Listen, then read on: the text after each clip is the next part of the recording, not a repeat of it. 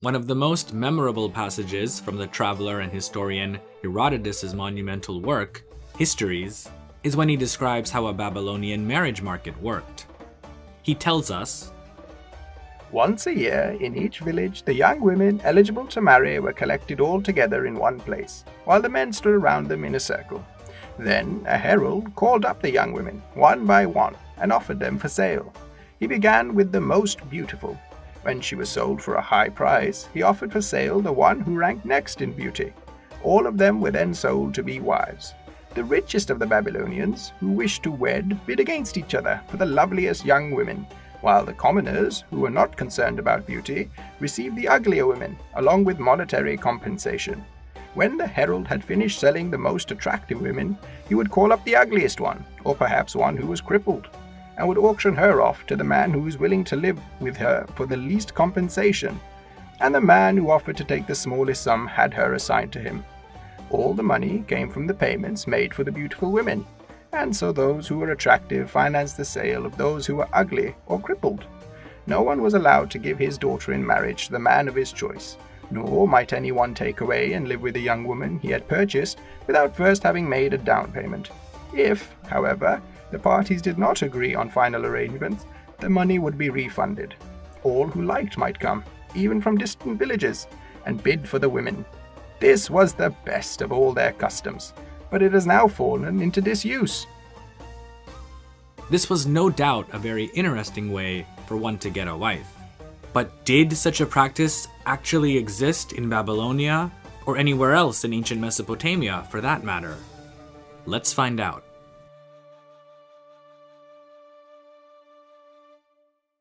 In ancient Mesopotamian societies, whether it was that of the Sumerians, Babylonians, Assyrians, or another group, marriage was an extremely important institution.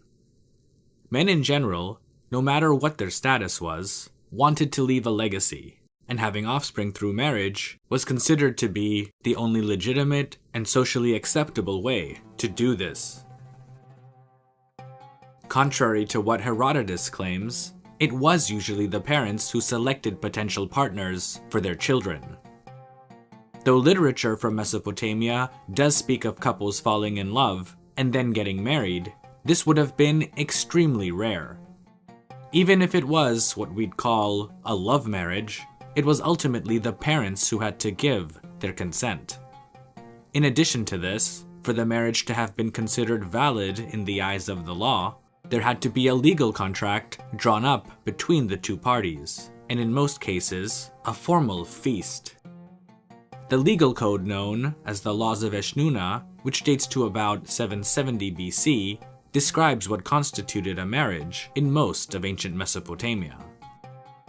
"If a man marries the daughter of another man without the consent of her father and mother, and moreover does not conclude the wedding feast and contract for her father and mother, even if she lives in his house for a full year, she is not a wife.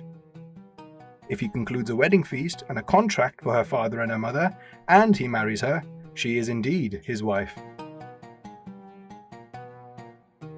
The Law Code of Hammurabi, dating to around 1750 BC, is even more concise. "If a man marries a wife but does not draw up a formal contract for her, she is not a wife." Thus, according to the law, if there was no marriage contract, then even if the couple were to cohabit, get the consent of both sets of parents, and later have children, they still would not be considered a married couple in the eyes of the state. Marriage in ancient Mesopotamia was taken very seriously because, first and foremost, it was considered to have been an alliance between two families, regardless of whether they were simple peasants or from illustrious royal houses. Love, of course, was a beautiful thing, but it was generally not a consideration for the parents when looking for a suitable match for their son or daughter. Typically, it was the family of the groom who would begin negotiations with the parents of the prospective bride. Once the two parties had agreed upon terms, a contract representing these would be written by a scribe, with both parties getting a copy for safekeeping. In a typical marriage contract, the girl was given a share of her father's wealth as a dowry, which depended on his status within society, and perhaps more importantly, his financial means. If the family was relatively poor, then they may have only been able to have provided a few items of clothing, cooking pots or utensils, and perhaps some simple jewelry. If the family was wealthy, then there were few limits as to how lavish the dowry could be. Silver, fine furniture, vessels made from precious metals, and even slaves could all be part of a woman's dowry. In some cases, land was made part of a dowry, but this generally occurred when the father of the bride had no male heirs. If land was part of the dowry, then the woman was considered to be the sole owner of the property and everything on it, although the husband could co-manage it with her consent. In the case of divorce, the property would go back to the woman. This was true for any object in the woman's dowry. In nearly all of the known written law codes from ancient Mesopotamia, provisions and protections were made to ensure that a woman's dowry belonged solely to her. The husband had no claim to it. If the woman died, then her children, and only her children, meaning that any stepchildren or offspring from a previous marriage that her husband may have had with another woman, could not touch it. Even the deceased woman's father wasn't entitled to it if she had children, as the law code of Hammurabi makes quite clear. If a man marries a wife, she bears him children, and that woman then goes to her fate, her father shall have no claim to her dowry. Her dowry belongs only to her children.